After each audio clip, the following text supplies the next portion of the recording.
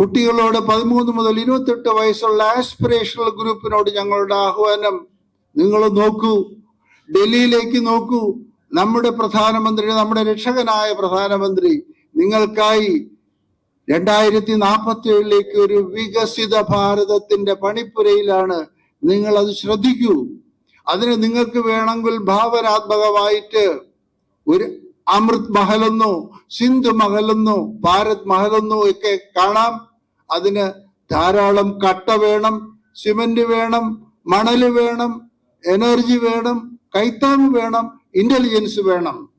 146 കോടി ജനങ്ങളും കട്ട, കല്ല്, സിമന്റ്, കൈത്താങ് ഈ രൂപത്തിൽ 22 കൊല്ലം കഴിഞ്ഞ് വരുന്ന വികസിത ഭാരതം എന്ന് ഞാൻ ഭംഗ്യന്തരേണ പറഞ്ഞ അമൃത് മഹൽ 2047 ഇതിന്റെ കൺസ്ട്രക്ഷനിൽ ഭാഗമാക്കണം എന്ന് അഭ്യർത്ഥിക്കുകയാണ്.